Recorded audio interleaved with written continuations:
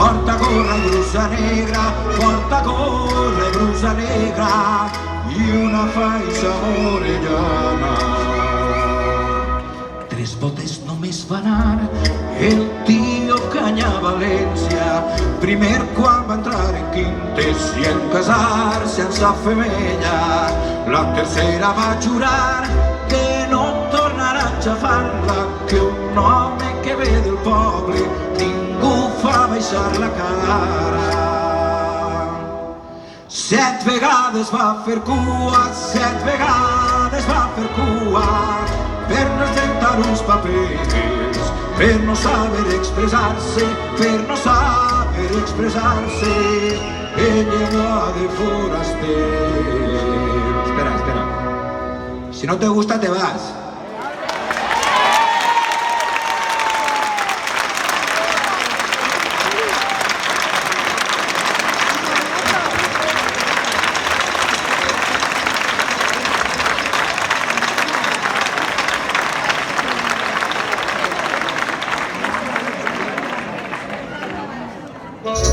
Aguantar totes les burles, les paraules adrejades i a la Pobla va tornar.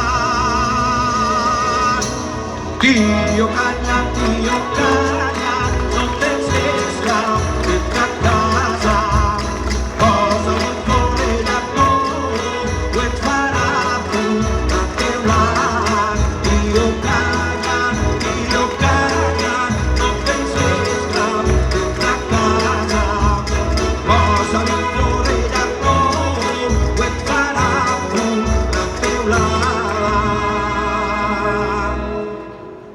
Tio Canya, tinc un fill, tio Canya, tinc un fill, que li diuen tio Canya.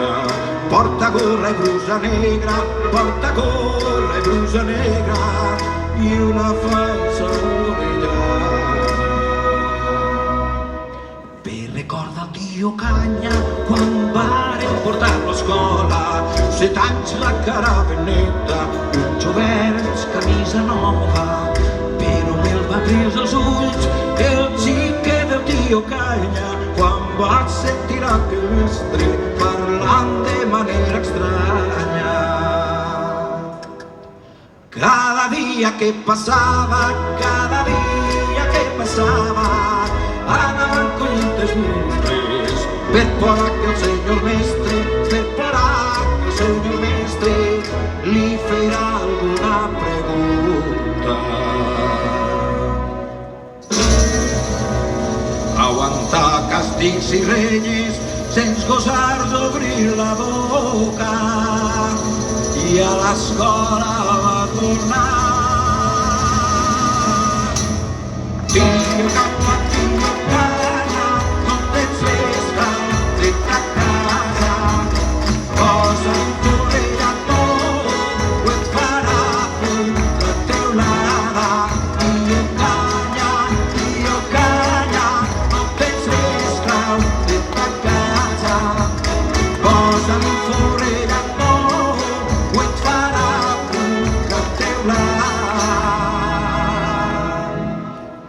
Cròniques del carrer diuen, cròniques del carrer diuen, d'unes que era el tio Canya, que són metges a València, que són metges a València, professors i gent lletrat. Quan estiu venent al poble, visiten el tio Canya i el poble de se l'escolta, parla llengua castellana.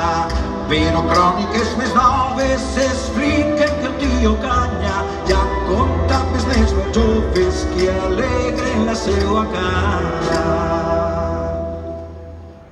Mai parlen en castellà, com aquest dels seus pares, sinó com la gent del poble, la llengua del tio Canya. Reviscola, tio Canya, amb gaiato si et fa falta, que a València has de tornar. Tio io cagna